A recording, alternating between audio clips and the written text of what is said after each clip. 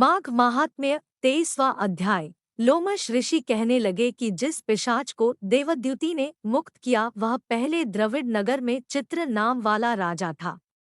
वह बड़ा शूरवीर, सत्यपरायण तथा पुरोहितों को आगे करके यज्ञ आदि करता था। दक्षिण दिशा में उसका राज्य था और उसके कोष धन से भरे हुए थे। उसके पास बहुत से हाथी घोड़े और रथ थे और वह अत्यंत शोभा को प्राप्त होता था। बहुत सी स्त्रियों के साथ क्रीड़ा करता था और अनेक यज्ञ उसने किए थे। वह नित्य अतिथियों की पूजा करता था और शस्त्र विद्या में निपुण था। ब्रह्मा, विष्णु, महेश तथा सूर्य की पूजा सदैव किया करता था। वह जंगल में भी स्त्रियों से घिरा हुआ क्रीड़ा किया करता था। एक बार वह पाखंडियों के मंदिर में गया और वेदहीन भस्म लगाए महात्मा बने हुए पाखंडियों से उस राजा की बातचीत हुई।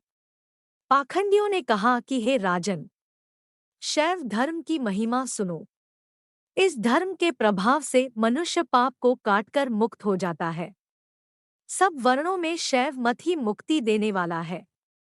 शिव की आज्ञा के बिना दान, यज्ञ और तपों से कुछ नहीं बनता। शिव का सेवक होकर भस्म धारण करने, जटा रखने से ही मनुष्य मुक्त हो सकता है।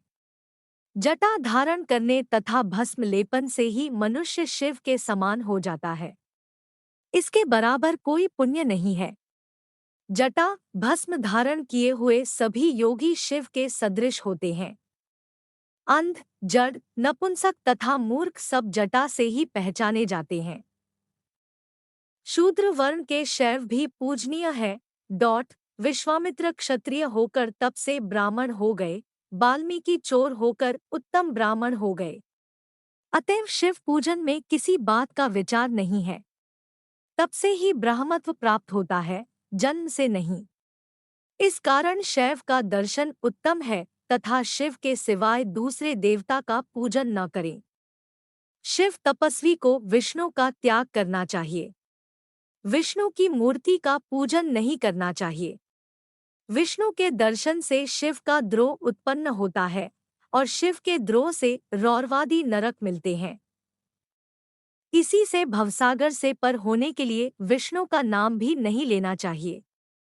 शिव भक्त ने शंख होकर जो शिव से प्रेम करता है वह कैलाश में वास करता है, इसमें कुछ संदेह नहीं। इस धर्म का पालन करने वालों का कभी नाश नहीं होता। इस पाखंडी के ऐसे वचन सुनकर राजा ने मोह में आकर उनका धर्म ग्रहण कर लिया और वैदिक धर्म को त्याग दिया। वह श्रुति, स्मृति और ब्राह्मणों की निंदा करने लगा।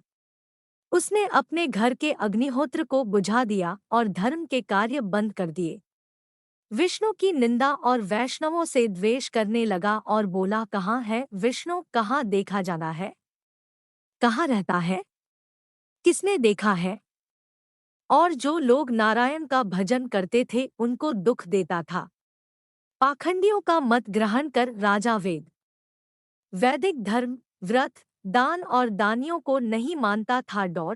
अन्याय से दंड देता वह कामी राजा सदा स्त्रियों के समूह से घिरा रहता और क्रोध से भरा रहता। गुरु तथा पुरोहितों के वचनों को नहीं मानता था। पाखंडियों पर विश्वास करता हुआ उनको गाव, हाथी, घोड़े और सुवर्ण आदि देता था। उनके सब कार्य करता, भस्म धारण करता और मस्तक पर जटा रखता था, और जो को करता और मस्तक पर जटा रखता था, और जो कोई विष्णु का नाम लेता उसको मृत्यु का दंड दिया जाएगा। यह ढिंढोरा उसने पिटवा दिया था। उसके भय से ब्राह्मणों तथा वैष्णवों ने उस देश को छोड़ दिया और दूसरे देशों में चले गए। सारे देशवासी केवल नदी के जल से जीते थे। जीविका से दुखी होकर वृक्ष आदि नहीं लगाते थे, न ही खेती बाड़ी करते थे। प्रजा अन्न के अभाव से गलासड़ा अन्न भी खा लेती थी। आचार विचार अग्नि क्रिया सबको छोड़कर काल रूप की तरह वह राजा शासन करता था। कुछ काल पश्चात उस राजा की मृत्यु हो गई और वैदिक रीति से उसकी क्रिया भी नहीं की गई। यह यमदूतों से अनेक प्रकार के दुख उठाता रहा। कहीं लोहे की कीलों पर से चलना पड़ा, कहीं जलते अंगारों पर चलना पड़ा, जहाँ सूर्य अति तीव्र था और न कोई छाया का वृक्ष था। कहीं लोहे के डंडों से पीटा गया, कहीं बड़े बड़े दांतों वाले भेड़ियों और कुत्तों से काटा गया। इस प्रकार दूसरे पापियों का हाहाकार सुनता हुआ वह राजा यमलोक में पहुंचा।